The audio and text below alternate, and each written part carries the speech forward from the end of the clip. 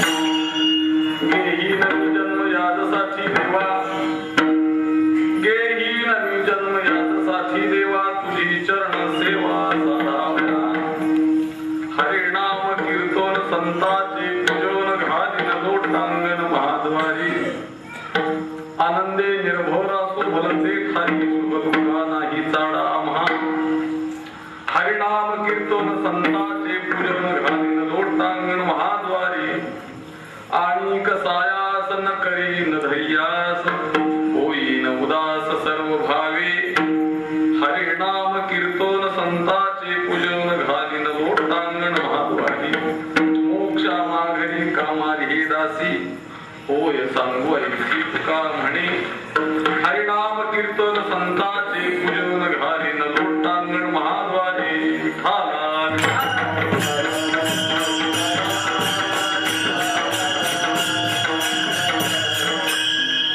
पांडुरंगा करू प्रथम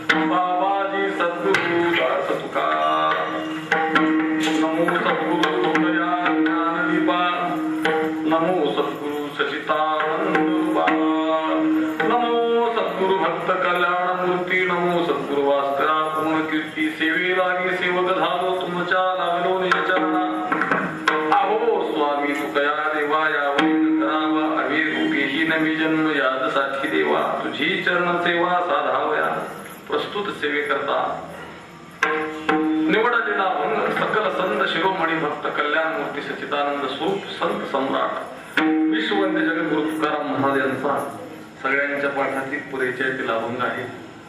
आज या ठिकाणी कीर्तनारूपी सेवा ज्या निमित्तानं आहे किंवा नामसप्ताह ज्या निमित्तानं आहे ते निमित्त गोड आहे की सगळ्यांना माहित असलं तरी त्याचा परिहार देणं गरजेचं आहे. या बालेवाडी सारख्या पुण्यनगरीमध्ये अनंत कोटी ब्रह्मांड नायक पांडुरंग परमात्म्याचं सुंदर अशा प्रकारचं पांडुरंगाचं मंदिर पूर्वीच आहे, परंतु त्याचा जीर्णोद्धार आणि जीर्णोद्धाराच्या निमित्तानं इथं भगवान परमात्म्याचं अतिशय सुंदर अशा प्रकारचं देखणं मंदिर आणि त्या मंदिराच्या उद्घाटन समारंभाच्या निमित्तानं पांडुरंगाच्या प्राणप्रतिष्ठेच्या निमित्तानं होणारा हा नामसप्ताह की उभारिला हात जगी जानवली मान देव बैसले सिंहासनी आल्या या जगा पुरे धनी एकाच्या कैवाडे उगवी बहुताचे कोडे तोही ठाई ठोका नाही पडू देत सुखा. भगवान परमात्म्याच्या प्राणप्रतिष्ठेच्या निमित्तानं हा अभंग घेतला जात असतो. हा अभंग पाडव्याच्या दिवशी झाला असेल, त्याच्यावरती चिंतनही झालं असेल. असं आराध्य दैवत आपल्या वारकरी संप्रदायाचं तुका म्हणजे जाती सनकाची कथा ते आमचे कुलदैवत पांडुरंग विठ्ठल कुळीचे दैवत विठ्ठल विठ्ठल विठ्ठल पुण्यपुरुषा आवडे मात विठ्ठलाची असं विठ्ठल हे वारकरी संप्रदायाचं आराध्य दैवत, त्रैलोक्यामध्ये श्रेष्ठ असणारं दैवत. तुकाराम महाराजांचं नाव आहे तुझं विण कोणा शरण जाऊ नारायणा.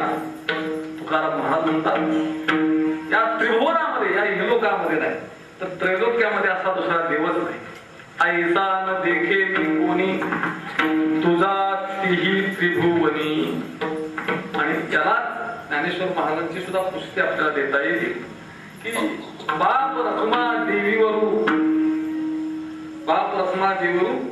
विठ्ठल गरवा, बाप रखमा देवीवरू गरवा आणि विठ्ठल बरवा बाया. गरुवा या शब्दाचा श्रेष्ठ हा त्रैलोक्यामध्ये श्रेष्ठ आहे. बाप रखमा देवीवरू त्रिभुवनी गरुवा, त्रैलोक्यामध्ये तो श्रेष्ठ आहे असा भगवान परमात्मा आहे. कारण का त्याचं नावच असं आहे विठ्ठल. मराठी शब्दकोशामध्ये विठ्ठल या शब्दाचा अर्थ असा आहे की देवाच्या प्रत्येक नावाला अर्थ आहे. हाच एक देव असा आहे, तुकोबारांचा दावा आहे की वी या शब्दकोशामध्ये, मराठी शब्दकोशामध्ये वी या शब्दाचा अर्थ ज्ञान आहे, ठ या शब्दाचा अर्थ शून्य आहे आणि ल या शब्दाचा अर्थ स्वीकार करणार आहे. म्हणजे ज्ञान शून्यांचा स्वीकार करणारा देव आहे. आपण सर्वजण ज्ञान शून्य आहोत आणि आपला स्वीकार करणारा तो देव आहे. तुका म्हणे असंत जीव आणि सर्व भावे तर तीन नामे विठोबाच्या. अशा प्रकारे असंत जीव, विषयाधीन असलेला जीव, इंद्रियाच्या अधीन असलेला जीव तर कशानं तरला जाईल? या विठ्ठलाच्या नावानंच तरला जाईल. अशी ही भगवान परमात्म्याची थोर विभूती आहे. आणि अशा थोर विभूतीचं की भक्ताचं मनोरथ पूर्ण करणारी देवता या जगामध्ये जर कोणती असेल तर एवढीच आहे. कारण बाकीच्या देवता या असमर्थ देवता आहे. तुका म्हणे कृपावंत आहे. इच्छिले पूर्वी मनोरथ रिद्धी सिद्धी मोक्ष देत सेखी संग आपुला. काय देतो हा देव? काय देणार आहे? कृपावंत आहे. इच्छिले पूर्वी मनोरथ, तुमच्या मनातली इच्छा पूर्ण करणार आहे. तुम्हाला रिद्धी देणार आहे, सिद्धी देणार आहे. आणि याच बरोबर जगद्गुरु तुकोबांनी फार मोठा दावा केलाय की आपल्या पदावरती बसवणार आहे. सेकी संग आपुला, आपल्यासारखं करणार. कारण दुसरा मनुष्य आपल्यासारखं करत नाही. आपल्या पदावरती कोणी बसवूच देत नाही. उदाहरण सांगायला हरकत नाही. एखाद्या मंत्री महोदयाकडे गेलो आणि मंत्री महोदयाला आपलं काम सांगितलं, त्याचा विश्वास आहे आपल्यावरती आणि आपल्या शब्दावरती विश्वास ठेवून त्या मंत्री महोदयाने आपलं काम केलं. आमच्या गावात शाळा आहे, हायस्कूल आहे, कॉलेज आहे, त्याला ग्रँटेबल करा. चांगल्या पद्धतीने चालत, चांगली लोक आहेत, चांगले विद्यार्थी आहेत, चांगली संख्या आहे, गुणवंत आहे शाळेला आणि त्या शाळेला त्याची ग्रँड दिली. पुन्हा दुसरं गावानं घेऊन गावातली मंडळी गेली, संस्थेचे अध्यक्ष गेला, आमच्या गावामध्ये कॉलेज ग्रँटेबल केलं, परंतु त्याला इमारत कमी पडते. इमारती करता काही तुम्हाला निधी देता आला तर द्या, आम्हाला काही वर्ग पाहिजे, काही शासकीय तेही काम. पुन्हा क्रीडा संकुल पाहिजे, क्रीडा संकुलाकरता मागणी केली, तेही काम झाले. 3-4 कामं झाली आणि 4थं काम असं घेऊन गेले की आमची 3-4 कामात तुम्ही इतकी व्यवस्थित केली, जलद केली, आता एकच आमचं काम करा. एवढं काम केल्यानंतर आम्ही तुमच्याकडे कधीच येणार नाही, तर तुमचं मंत्रीपदच आम्हाला एकदा देऊन टाका. ते मिळू शकत नाही. आपल्या पदावरती दुसऱ्या मनुष्य पदाला बसू देत. परंतु हा भगवान परमात्मा आहे. कृपा कटाक्ष न्याविले आपुल्या पदी वैसविले बाप रखमा देव भक्ता दिलेले वरदान. त्या भक्ताला आपल्या पदावरती बसवतो, आपल्यासारखं करतो, अशी ही देवता आहे.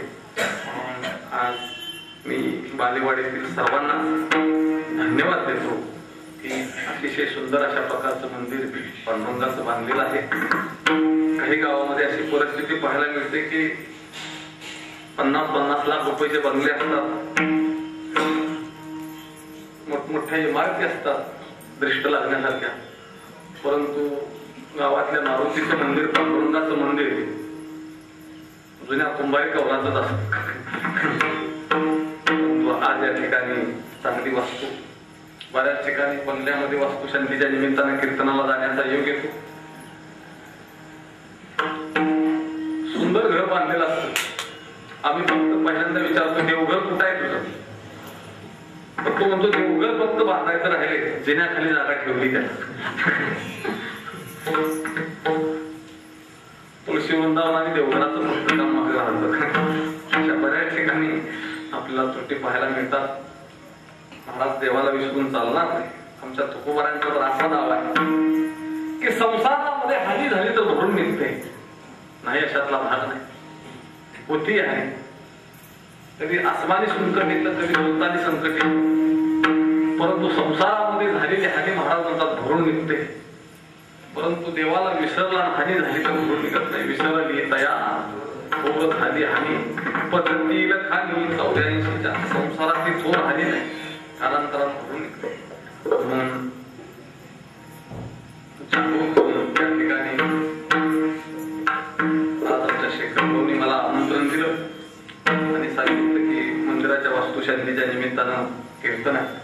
परंतु मनामध्ये कल्पना ही आली नाही की एवढं मंदिर सुंदर बांधलं असेल. बरं का, अनेक ठिकाणी आम्ही मंदिर बघतो, सामान्य मंदिर असतात, परंतु अतिशय तन्मयतेने बांधलेलं आहे.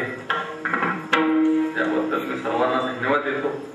आणि शेखर भाऊने या कार्यक्रमाचं चांगलं नियोजन केलं, याबद्दल त्यांनाही धन्यवाद देतो. ज्यांनी याच्याकरता 10 गुंठे जागा दिली, ते आमच्या समोर बसलेले आहेत, त्यांनाही धन्यवाद देतो. माणसं देवाच्या कामामध्ये फार काटकसर करतात, बोललेला शब्द सुद्धा खरा करत नाही. आमच्या फळावरती एक सदाशिव म्हणून आहेत, कर्नाटक मधले आहेत वारकरी. ते म्हणले माणसं एवढी बिलिंदर निघाले की देवाला सुद्धा फसवतात. तसं इथं कोणी फसवण्याचं काम केलं, उदाहरणार्थ देणगी दिलेली, त्याच्याशिवाय एवढी सुंदर वास्तू होणार. एका गावामध्ये काही लोक म्हशीचा धंदा करतो, दूध विक्रीचा.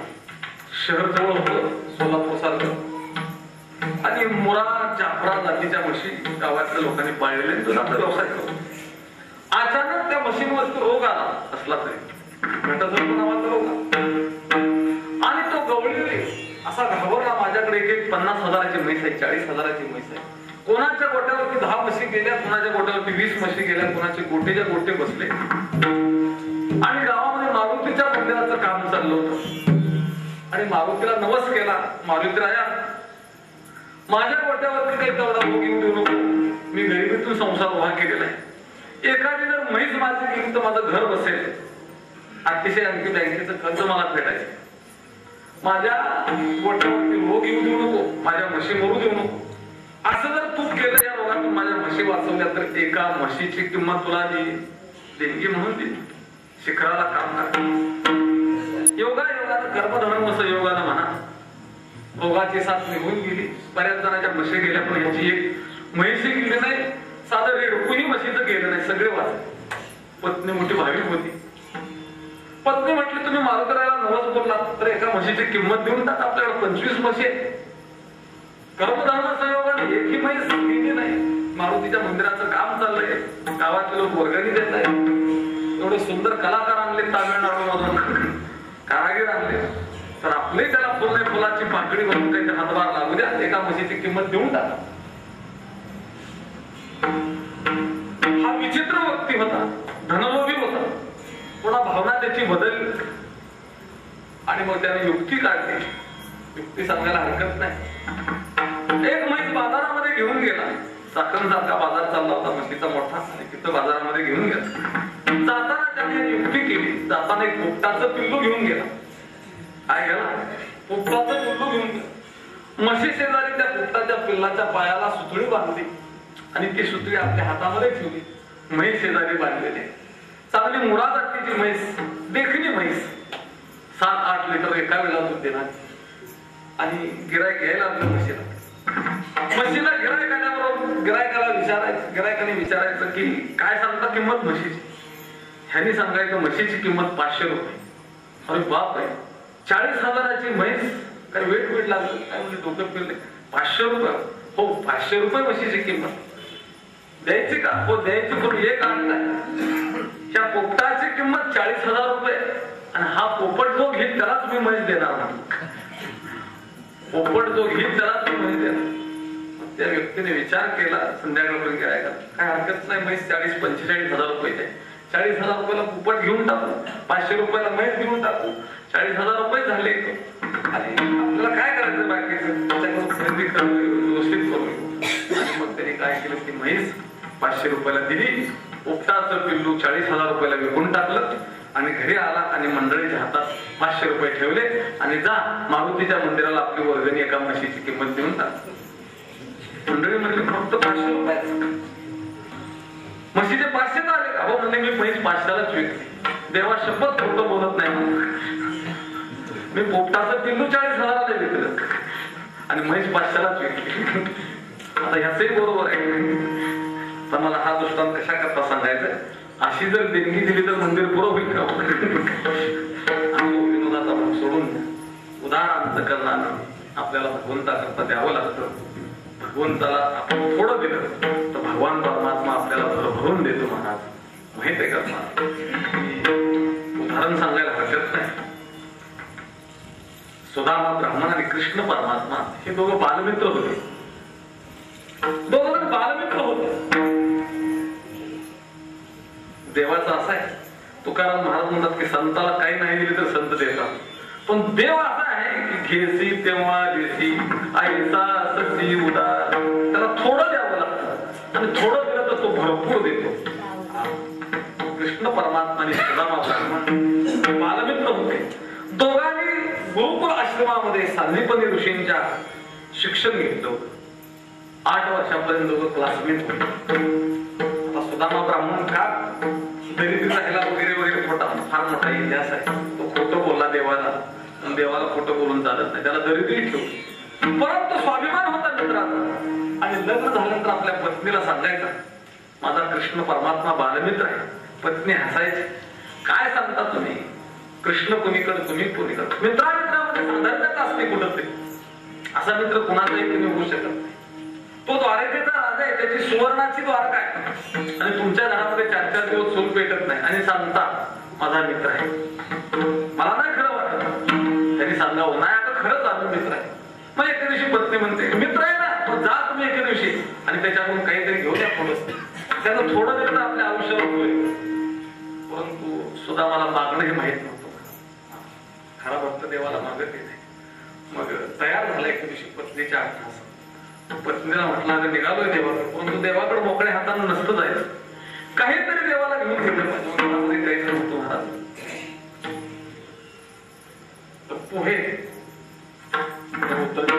गाडग्यामध्ये ठेवलेले, जाळ्या आणि लागले, ते काढले, पाखडले आणि त्या पुरचुंडीमध्ये बांधले आणि सुदामा ब्राह्मण निघाला द्वारकेकडे. चालत जायचं. जाईपर्यंत कपडे अंगावरचे फाटले, केस वाढले, डोक्याची दाढी वाढली. एक दिवशी जेवण मिळायचं, निवारा मिळायचा नाही. शरीर पुरुष झालं आणि द्वारकेमध्ये गेलं. द्वारकेमध्ये गेल्यानंतर विचारलं कृष्ण परमात्म्याचा राजवाडा कुठे आहे. कृष्ण परमात्म्याचा राजवाडा विचारता तुम्हाला वाटायला पाहिजे ते, कारण मोठ्या माणसांचा पत्ता छोटा असतो आणि छोट्या माणसांचा पत्ता मोठा असतो. त्यामुळे नान जावा, गल्लीकडे जावा, तिकडे गल्ली आणि त्या गल्लीच्या पाठीमागे. मोठ्या माणसाला काय सांगावं लागत नाही, जा कुणीही सांगत तुम्हाला ते. मध्ये गेले. गेल्यानंतर आतमध्ये घरामध्ये जायला लागला. बाहेर चोपदार भालदार होते. अरे हा कृष झालेला कोण दिसतोय, मळकट कपडे. हा काही सामान्याचा वाडा आहे का, कृष्ण परमात्म्याचा वाडा आहे.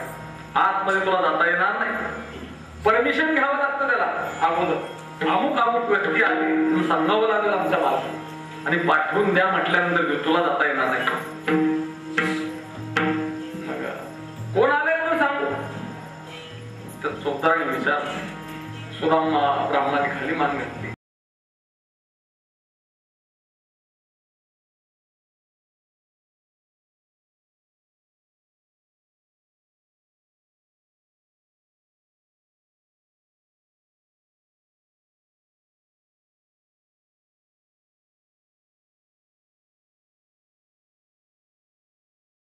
सुदामा तुला आज आठवतोय माझे.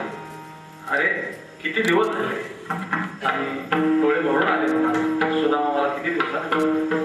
खांद्यावरती त्या हक्क्या पंचामध्ये प्रचंडी वाढलेले. खांद्यावरती हात टाकून घरामध्ये निघलं. सिंहासनावरती बसवलं. सिंहासनावरती बसवल्यानंतर विचार सुदामा कसं काय तुझी मुलं बाळ वहिनी काय म्हणताय, सगळं कसं काय चाललंय तुझ्या घरचा. सुदामा महाराज संत महात्मे आपलं कारण कधी आम्हाला कोणी काही विचारलं का आम्ही पहिल्यांदा गारांना सांगायला सुरुवात करतो. सुदामानं सांगितलं की सगळं काही व्यवस्थित आहे, तुझी कृपा आहे. तुझी बघायला लागली तुझी म्हणण्यामध्ये. अरे हा विश्वासा मानत आणि हा ब्राह्मण तुझी म्हणतो. सगळं काही कृपा तुझ्या कृपाशिवाय वादन सगळं व्यवस्थित चाललंय, सगळे आनंदात आहे. आनंद पण नाही, देवाला कधी सांगायचं नाही आपलं नाही ना, आणि सगळे व्यवस्थित आहे. कृष्ण परमात्म्याला वाटलं की काही जन्माला आणले कराय प्रसाद भक्ताच्या प्रसादाकरता देव असतो. आणि वहिनीने काहीतरी दिला असेल, मोकळ्या हाताने कधीच लावणार नाही वहिनी, मला माहित आहे. कृष्ण परमात्म्याचा ऐश्वर्य बघितलं सुदामा ब्राह्मण आता काय द्यावं, भगवान परमात्मा तो मागतोय. काढली सोडली आणि सांगितलं हे दिले, सांगून नाही दिले म्हणा. कृष्ण परमात्म्याने काय दिले आहे असं होतं, असतं घास नाही म्हणजे ते सुरुवात केली. फके मारी कोरड्याची, कोरडेच खायला सुरुवात केली. आई मला वाटलं हा प्रसाद भक्ताचा आहे, मला द्या ना म्हटले, तुम्ही एकटेच खाणार. आई साहेबांनी एक मोठी बांधली, अतिशय गोड पोहे, त्याच्यातली अवीट भक्ती रसाची सवय. पोहे खाल्ले, तृप्त झाले. परमात्मा किती खाल्ले, मोठभर पोहे, मोठभर पोहे खाल्ले. आणि मग सांगितलं कृष्ण परमात्म्याला पाणी ठेवलं. सगळ्या दासी आल्या, कृष्ण परमात्म्याने डोक्याला तेल लावलं, मालिश केला असता काय त्या स्वभावाचा भाग्य असेल. सगळ्यांनी आंघोळ घातली आणि अंगावरचे कपडे सुद्धा काढून टाक म्हटले. सगळे कृष्ण परमात्म्याने भारी भरगरीचे कपडे घातले. अंगावरती 100-200 तोळ सोनं दिलं. तिथं राहायचं तर माझ्या ऐश्वर्यात राहिलं पाहिजे. कृष्ण परमात्म्याने एवढं दिल्यानंतर सुद्धा मला वाटलं की आज जेवढं अंगावर घातलंय तेवढं दिलं तरी माझं काम झालं, आता मागायचं कामच नाही. कृष्ण परमात्मा काही परत मागून घेणार नाही, त्याला परत मागून घेणार. 4-8 दिवस राहिला कृष्ण परमात्म्याच्या दरबारामध्ये सुदामा ब्राह्मण. आणि शेवटी बायका मुलाची आठवण यायला लागली की आपल्याला घरी गेलं पाहिजे. रोज ऋतुकुल्ल्या मधुकुल्ल्या मिष्टानाचे रोज कपडे नवीन दागिने, रोज आग्रह करायला. कृष्ण परमात्म्याने 10-4 दिवसात की राहा, परत कधी येतोय, किती दिवसात ना आलाय, राहा, कसली काळजी करतो. पण शेवटी रावण निरोप घेतलाय की जातो, सकाळी गेलं पाहिजे. कृष्णा माझी वाट बघत असतील बायकामुळं. कृष्ण परमात्म्याने त्याच्या मनातला भाव घातला, ठीक आहे म्हणले. मग सुद्धा मला वाटलं माझ्या अंगावर 100-200 तोळ सोनं आहे, परत तरी कपडे तेवढं 4 पिढ्याला माझ्या सरणार. परंतु कृष्ण परमात्म्याने परीक्षा बघितली, सगळं आटोपलं आणि जेवण वगैरे त्या दिवशी घातलं. आणि सांगितलं सुदामा तुझे कपडे स्वच्छ धुवून ठेवलेत आमच्या दासीने, तुझे कपडे सगळे घाल, हे दागिने जिथं होते त्या खोलीमध्ये काढून ठेव. त्याला अतिशय वाईट वाटले की अरे बापरे, एवढं दिलं असतं तर मला बरं झालं असतं, परंतु एवढंही देत नाही, मागितलं नाही म्हणत. मागितलं नाही तरी सुद्धा भगवान परमात्म्याने काय दिलं, मुष्टीभर पोह्यासाठी गाव सुवर्णाचा दिला, मुठभर पोह्यासाठी सगळी सुद्धा नगरी महाराज सोन्याची. मला याच्यातून एवढंच सांगायचं की थोडस दिलं तरी आपण देव आपल्याला भरपूर देत असतो. असो, सगळ्यांना धन्यवाद देतो. चिंतन थोड्या वेळामध्ये होतो की आताशा अभंगाकडे अवलंबून महाराज म्हणतात की मी जन्म घेणार आहे, गेही न मी जन्म याच्यात मी घेणार आहे. कशा करतात, तुझी चरण सेवा साधण्याकरता. तुझी मध्ये कोणाची, तर जगद्गुरु तुकोबारांची एक देवता हो की विठ्ठल माय बाप तुलता, विठ्ठल भगिनी आणि भाता, विठ्ठला विण साड नाही होता, तुका म्हणे आता नाही दुसरे शेकडो प्रमाण देता येतील पण ती देत नाही. सांडोनिया पंडिता कवना देव बहुलाज वाटे चिंता आणि काटे देव म्हणता. सांडोनिया हिरा कोणी विचाव्या त्या गारा, हिरा सांडून गारा पण कसं बसायला लागलाय. देव म्हणजे हिरा आहे. पांडुरंग परमात्मा एक वीर आम्ही रूप आलं. तुझी म्हणण्यामध्ये पांडुरंगाचीच सेवा करण्याकरता जगद्गुरु तुकोबारांचा ते आम्ही जन्म घेऊ. आणि ती सेवा कशी करण्याकरता, तर साधा वयामध्ये म्हणाल आवडीनं करण्यासाठी जन्म घेऊ. त्या सेवेचं स्वरूप काय असेल, तर सेवा म्हणजे त्याला तिथे दह्यानं अंघोळ घालणं, दुधानं अंघोळ घालणं, त्याला एखादं भरभरीचं घालणं, अलंकार घालणं, फळाचा नैवेद्य दाखवणं, सोन्याच्या गोळ्याचा नैवेद्य दाखवणं, पंच भगवानाचा नैवेद्य दाखवणं, म्हणजे एवढी मर्यादित त्याची पूजा नाही, तर त्याला आवडणारी सेवा कोणती आहे त्या सेवेचं विस्तार सांगितलं महाराजांच्या उपदामध्ये. हरिनाम कीर्तन त्याला घ्या, संतांचे संत पूजा आणि घालीनं लोटांगण महाद्वारी महाद्वार म्हणजे त्याचं द्वार, त्याच्या द्वारामध्ये लोटांगण घालणं त्याला आवडतं. हा जगद्गुरु तुकोबा म्हणतात की सेवेचा माझ्या क्रम राहील, सेवेचा भाग राहील. पण हे जीवन आहे महाराज म्हणतात. ह्या जीवनामध्ये कधी सुख येईल, कधी दुःख येईल, कधी जय होईल, कधी पराजय होईल, कधी तो मान मिळेल, कुठं अपमान होईल, कुठं लाभ होईल, कुठं हानी होईल. जीवनामध्ये हे ठरलेलं आहे.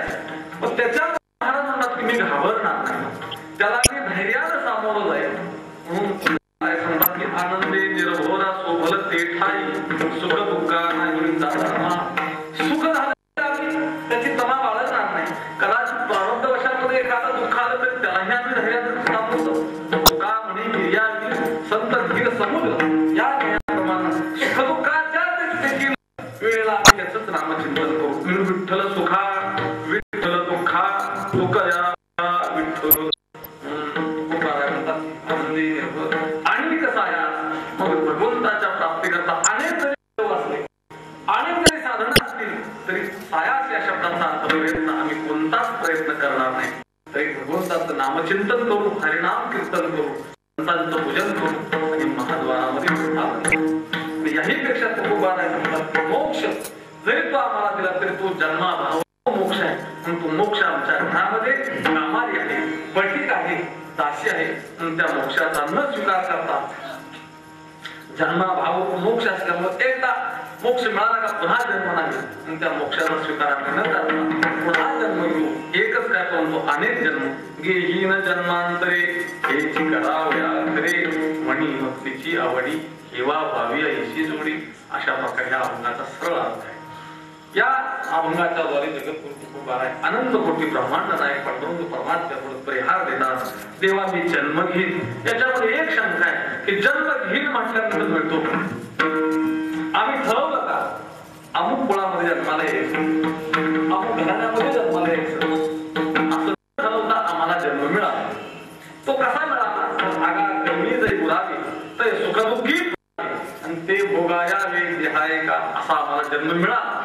परंतु तुकोबा सांगतात की तसा जन्म न मिळता तो आपल्या इच्छेनुसार जन्म प्राप्त होतो. कसा प्राप्त होतो तर महाराजांना गीताशास्त्राचा नियम माहित होता की अंतकाळच्या वेळेला जशी मनुष्य वासना आहे तसा त्याला पुनर्जन्म प्राप्त होतो. पण तो पुनर्जन्म प्राप्त होण्याकरता ती वासना कशी असावी लागते? भगवत स्वरूप असावी लागते. पण तुकोबा सांगतात की आमची वासना जर भगवत स्वरूप झाली तर आम्हाला जो जन्म मिळणार आहे तो भगवंताची सेवा करण्याकरताच मिळणार. गीताशास्त्राचा नियम आहे अंतकाले जन्मादि मरण मुक्ता कलेवरम. कलेवरम म्हणजे शरीर पडत असताना जशी वासना आहे तसा त्याला. म्हणून विषयामध्ये जर आपला अंत झाला, विषयाच्या सेवनामध्ये अंत झाला तर महाराज म्हणतात की कोणाचा जन्म मिळेल? तर ज्यांचं जीवन नुसतं विषय भोगा करता आहे त्यांचाच जन्म मिळेल. म्हणून महाराजांनी आपल्याला सूचना की खंडितेन करा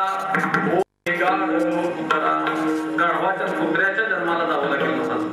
आणि भगवंताच्या सेवेमध्ये वासना तद्रूप असताना जर अंत झाला तर महाराज म्हणतात की पुन्हा तुम्हाला मानव देह मिळून भगवंताची सेवा करण्याची संधी प्राप्त झाल्याशिवाय राहणार नाही. म्हणून महाराजांचाच पुरावा वासनेचा संग होय अंतकाळी तपोबळी जन्मधरी. म्हणून जशी वासना असा पुनर्जन्म हा नियम आहे. नाथराय हरिपाठामध्ये सांगतात जन्म घेणे लागे वासने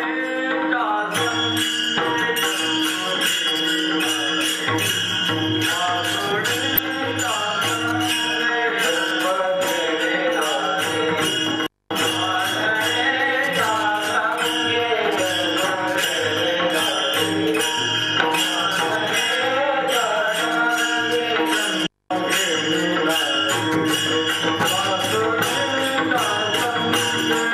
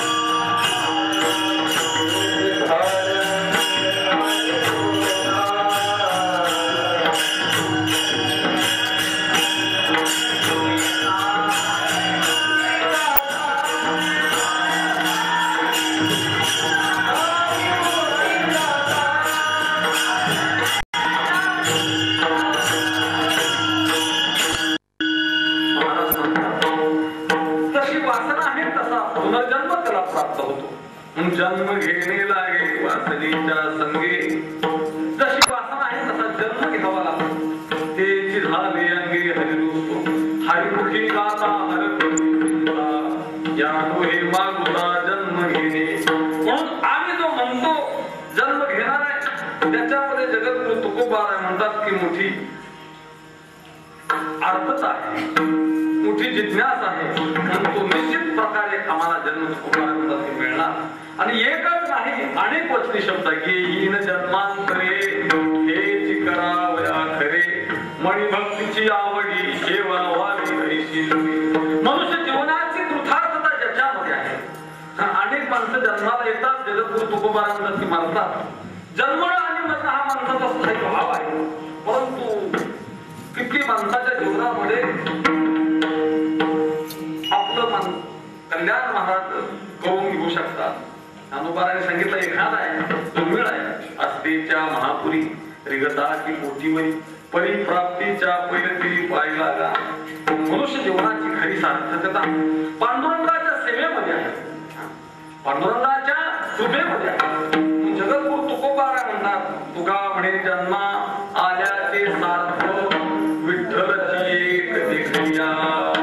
म्हणून त्याच्या सेवेमध्ये मनुष्य जीवनाची सार्थकता आहे. त्याच्या जीवनामध्ये मनुष्य जीवनाची खऱ्या अर्थानं सार्थकता आहे, सफलता आहे. ती सफलता जगद्गुरु तुकोबारायांच्या जीवनामध्ये साध्य करण्याकरता महाराजांना तुम्ही जन्म घेणार आहे आणि जन्म घेऊन त्याची चरणसेवा साधणार आहे, मनावृत्ती करणार आहे.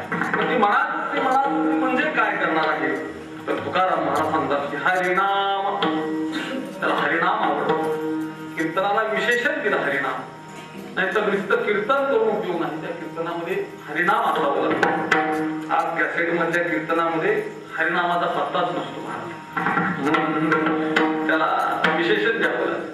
कीर्तन कशाला म्हणतात हे सांगावं लागतं. सगुण चरित्रे परम पवित्रे सादर वर्णावे, सज्जन वंदे मनोभावे आदि वंदावी, संत संगे अंतरंगे नाम बोलावे, कीर्तन रंगी निवासने सुखी बोलावे, भक्ती ज्ञाना विरहित गोष्टीने कराव्या, प्रेम भरे वैराग्याच्या उडाव्या, जेणे गुणमूर्ती ठसावी अंतरी श्रीहरीची, ऐशी कीर्तन मर्यादा आहे संतांच्या घरची.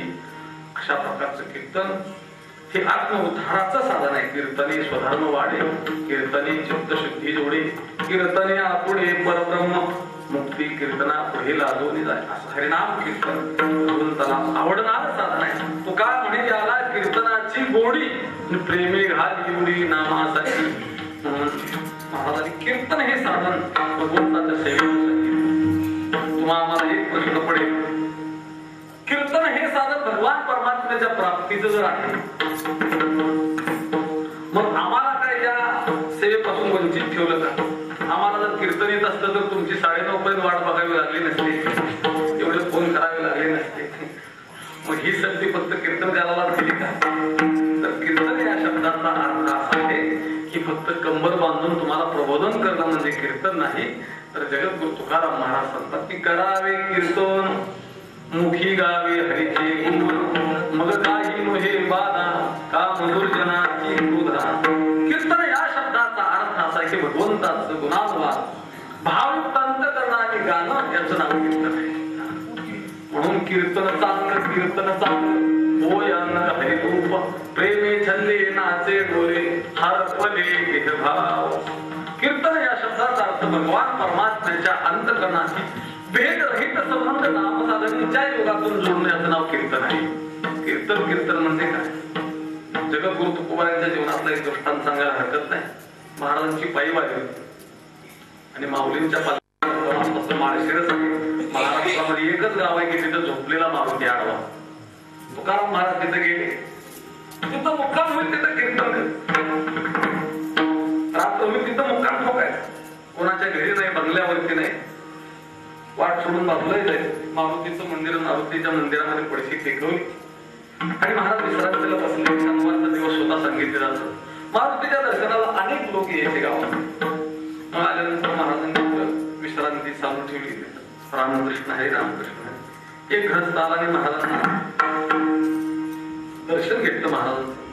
महाराज आज शनिवार आहे, वेशावर ओळखलं, बहुतेक कीर्तन करत असतात. विना तर जवळच आहे, पगडी आहे डोक्याला आणि महाराजांना आज कीर्तन करावं अशी आमची इच्छा आहे. तर महाराजांना कीर्तन हा आवडीचा विषय होता.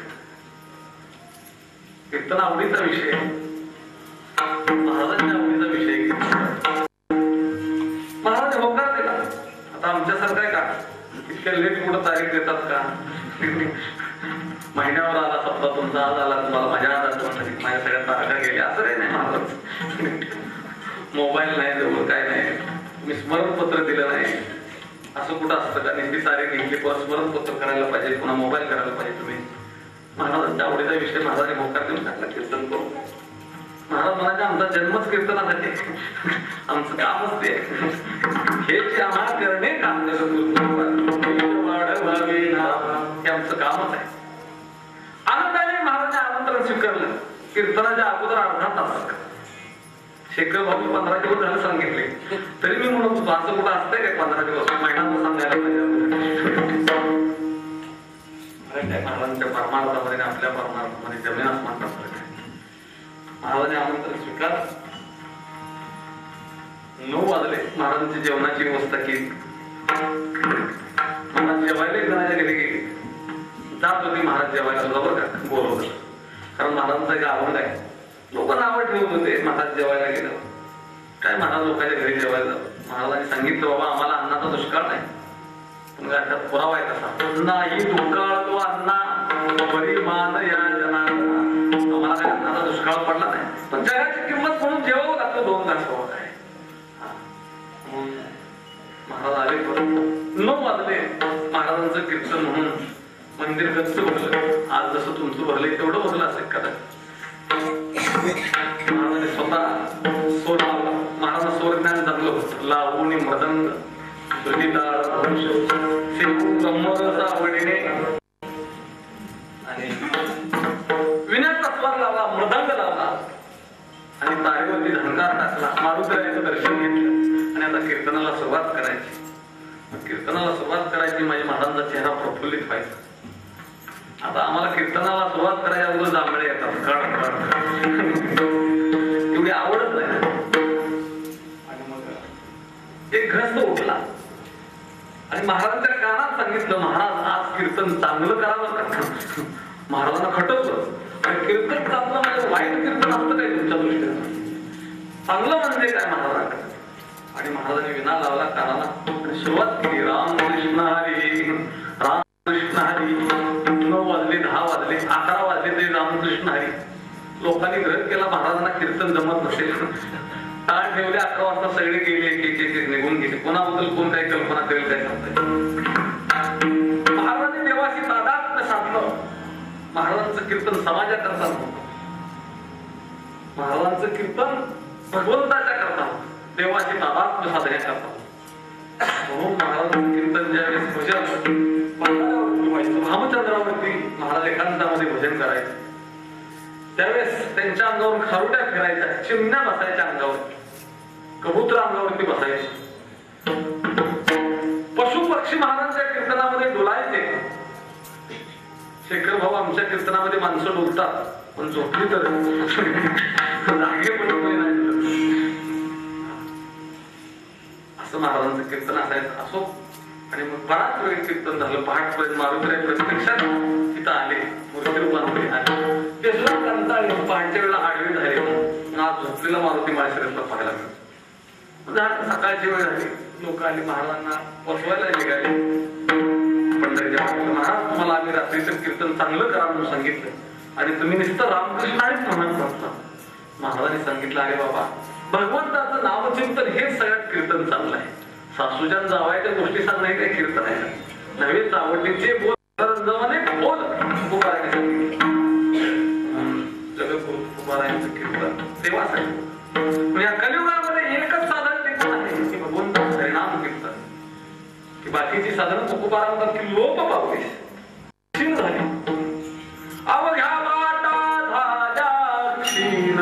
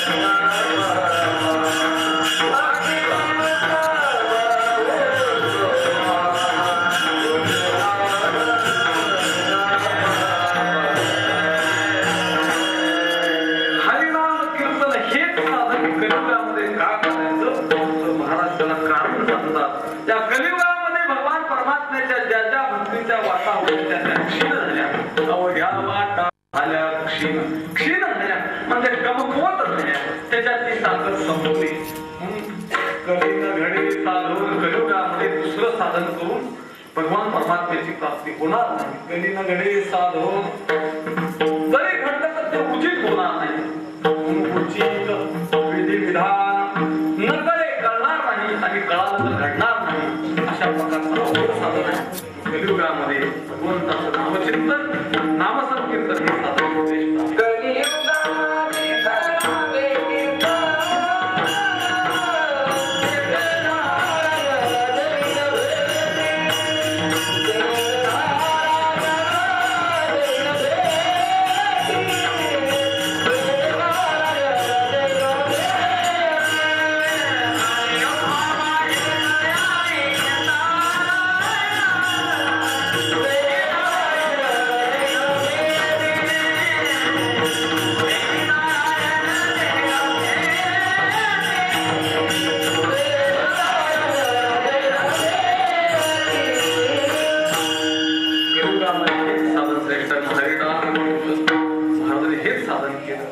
एवढं साधन केलं महाराजांनी. महाराजांच्या मार्गाने जात होते भंडाऱ्यावरती चंद्रावर. त्या मार्गावरची माती सुद्धा विठ्ठल विठ्ठल म्हणत होते. किती भजन केलं असेल, किती नामचिंतन त्यांनी. हरिनाम कीर्तन एवढंच काय. त्या अर्जुनाच्या झोपेमध्ये केस सुद्धा जय कृष्ण श्रीकृष्ण जय कृष्ण श्रीकृष्ण म्हणत होते. त्या अर्जुनाने किती भजन केलं असेल. जहाबाईंच्या गौऱ्या विठ्ठल विठ्ठल म्हणत होत्या. आपल्याला इतिहास माहित आहे. कबीर महाराज म्हणजे आम्ही त्या पांडुरंगाचं ध्यान करतो, आमच्या स्वप्नात सुद्धा येत नाही. परंतु त्या जनाबाईंच्या जनाबाईंच्या ताटामध्ये जीव पडतो का म्हणे जीवी सवे प्रेम द्यावे प्रीतीचे देव स्वैरा देव स्वैरा देव स्वैरा. उत्तर हिंदुस्थानातून कबीर महाराज पंढरपूरला आले जनाबाईंची भेट घेण्याकरता. महाराष्ट्रामध्ये जशी संतांची मोठी मांदी आहे त्याच्यामध्ये ज्ञानेश्वर महाराज, तुकाराम महाराज, कबीर महाराज, संत सेना महाराज, संत एकनाथ महाराज वगैरे वगैरे अनेक मान्यवर संत आहेत. तशी महिलांच्या मध्ये सुद्धा संतांची मोठी मांदी आहे. त्याच्यामध्ये संत मीराबाई, संत जनाबाई आहे, संत सखुबाई, संत गिरिजाबाई, अनेक प्रकारच्या अशा मान्यवर संत महाराष्ट्रामध्ये आहेत. महाराष्ट्राच्या बाहेर आहेत, परप्रांतामध्ये आहेत. त्याच्यामध्ये असणाऱ्या जनाबाई एक दाशी म्हणून राहणाऱ्या धनगर समाजाच्या नामदेवांच्या घरामध्ये राहतो. परंतु काय त्यांची भक्ती असेल ना, काय त्यांचं प्रेम असेल. कबीर महाराज पंढरपूरला आल्याने विचारलं जनाबाई महाराज कुठं राहतात. जिथं महाराज राहतात त्यांना किंमत नसते, कोणीच सांगायला तयार नाही. आम्हाला माहित नाही जनाबाई महाराज कोण, ते नाव त्या नावाची व्यक्ती. त्यावेळेस एका व्यक्तीने सांगितलं की जनाबाई नावाची व्यक्ती नाही, परंतु दासी जरी म्हणून इथे एक स्त्री आहे. आम्ही ज्यांना महाराज म्हणतो त्यांना काही किंमत दिसत नाही. नामदेवरायांच्या घरचा पत्ता सांगितला. नामदेवरायांच्या घरी गेले, विचार जनाबाई कुठे म्हणजे गौऱ्या व्यक्तीला गोपाळपूरला गेले. अरे बाबा, मी ज्यांना संत म्हणतो, ज्यांना अधिकारी समजतो त्याचं सामान्य दिसत आहे, संसारी दिसत आहे.